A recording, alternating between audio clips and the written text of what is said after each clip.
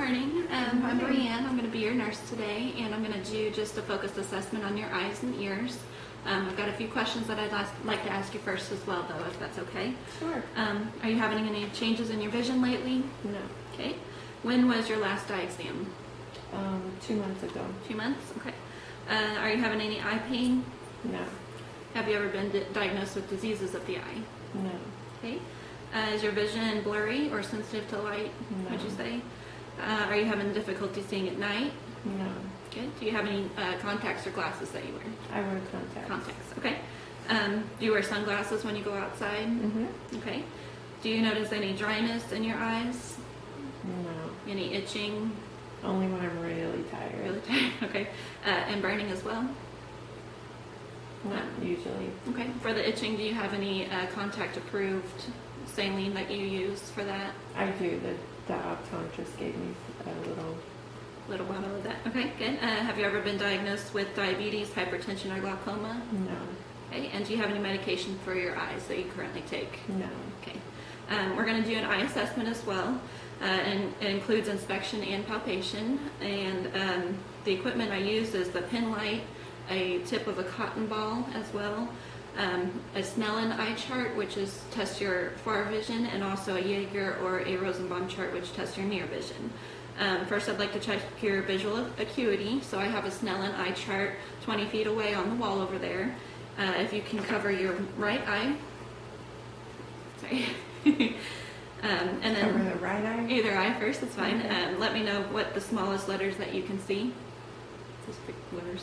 E, Z, C, L, F, O. Good. And then switch to your left eye and repeat the same letters as small as you can see. E, Z, F, C, O. Okay, and then open both eyes at once and repeat any letters that you can see as small down as you can. E, Z, L, F, O. Good. And then the test on that one, it looks like you're about 40/20 on your 20/40 on your vision. The 20 on the top is what a normal person can read at 20 feet, and then the 40 on the bottom you can read at 40 feet what a normal person of normal vision can read at 20 feet.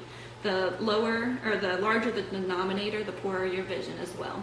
The next one is to check your near vision. So I have this Jaeger or Rosenbaum chart. You want to hold it 12 to 14 inches away from your face, and then read down as far as you can on that one as well. 3, 7, 4, 2, 5, 8. Good. Normally I would also do the same thing, test your right eye, then your left eye. Did you have any trouble seeing that close-up vision? Is it blurry at all? Okay, normal resort is 14/14. So that one is done as well. Looks like your near vision is doing fine. The next one is check your visual fields by confrontation.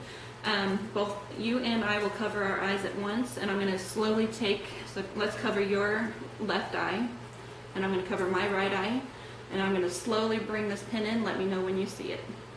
Okay. Good. And I'm going to do it again. Okay. Good. And then let's cover your right eye. Let me know again when you see it. Okay.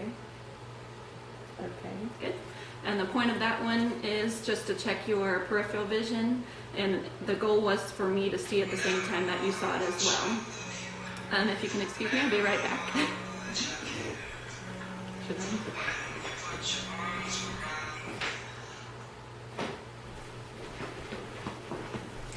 Sorry, I had a call from an outside physician there. The next one is going to do a 6 cardinal fields of gaze. So we have 6 positions, and I want you to just follow, without moving your head, just follow this pin, and I'm going to make an H.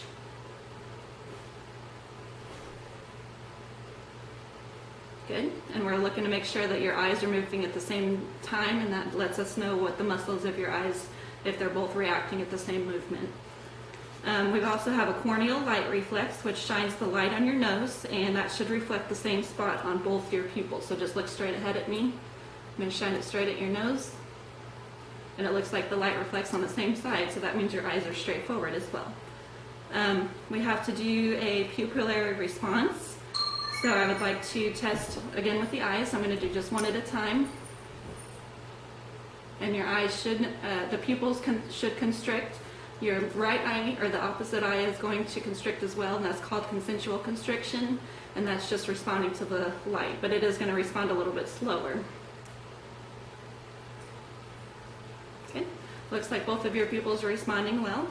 We also have accommodation, which lets us know if you're able to focus from a near distance to a close distance. So look at the wall behind me, and I'm just going to have this pin. Okay, and then bring your focus from the wall to the pin. Okay, and the goal of that one to see if the eyes turns inward towards the object. We also have a corneal reflex, which takes a small portion of a cotton swab, and then it will touch the the corner of your corneal, and the reflex is to see if we can get that to blink as well, to test your reflexes. Okay.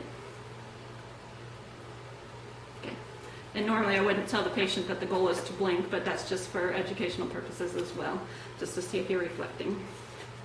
And then we've also got an ear assessment as well, so I've got a few questions that I'd like to ask you on that one. Have you ever noticed any changes in your hearing lately? No. Okay. Ever had a hearing test before? Yeah. Good. And what were the results of that one? Within normal range. Good. Do you wear any hearing devices? No. Hearing aid, cochlear implant, anything like that? No. Okay. Are you having any ear pain today? No. Do you hear better on one side than the other, do you think? No. About even? Do you experience any dizziness or balance issues? No. Good. Any ringing in the ears? No. Okay. Frequent ear infections or drainage? No. Do you have exposure to loud noises in your daily environment? No. Good. Do you take any medications for your ears? No. Okay. We've also got an assessment that we're going to do on that one as well. The equipment used is an otoscope, which I have a picture of that one since I don't have one actually with me today. We have the viewing window and then a portion that goes into your ear. We have a cover that goes into your ear so that no infection from other patients occur. So with the otoscope, we want to do that one after we do a visual inspection of the outer ear. So I'm going to have you tuck your hair behind your ears. Okay, and I look at the full ear, the auricle and the pinna, and the front area here as well. I want to make sure that there's no cerumen or ear wax impaction coming out or any drainage as well, so that looks fine. And you should be free of any nodules or swelling. So do you have any pain in front of your ears? Mm-mm. Okay. And then we also want to inspect the inner ear with that otoscope. So with an adult, since you're an adult, we're going to do up, back, and out. And then we also, for a child, you want to pull the ear down and back. And that just straightens the ear canal so we can see the tympanic membrane or the eardrum. I also did a normal picture of a eardrum for you, or tympanic membrane. The goal is to have that pearly white color, no drainage behind it, and then also no cerumen or earwax impaction on that as well. So your ear looks normal. Okay, and then we also have a couple tests that we can do to test your hearing. The first one is a whisper test. So I can stand 2 feet behind you, and I'm going to have you cover up one ear. And then I whisper a small saying, and then you let me know what you hear. The truck is red. Okay, turn to the other ear. The ball is blue. Okay. And it looks like you repeated what I heard, so it looks like each ear is responsive to that as well. We can do the Rhine test, which is a tuning fork, and that lets us know vibration. I don't have that as well, so we're going to pretend this pin is a vibration. I place the fork after I strike it. It has a vibration, and then I place that behind your mastoid process. That's called bone conduction, so you should be able to hear that through your bone. We'll transport that sound to your ear. And as soon as that's no longer heard, I would immediately move that to the outer portion of your external ear, and you should be able to hear that as well. And that's called air conduction, and usually the reason that you can hear in front of your ear after I take it off your bone is because air conduction is greater than bone conduction. Usually lasts twice as long. We've also got a Weber test, which is the same tuning fork, only after I strike it, we put it on the anterior portion of your fontanelle there as well. Anterior portion of the frontal lobe, sorry. Patients should hear equally on both sides, and so let me know if you can hear one side over the other. No, they're the same. Okay, since they're both the same, that's called lateralization. You are lateral on both sides and able to hear it. The last test that we could do is a standing test called the Rombach test, and it checks your balance. So I have you close your eyes, and then it checks your balance as well. But since you passed all these other tests as well, we're going to go ahead and skip that one, and I'm going to let the doctor know of your results. Thank you.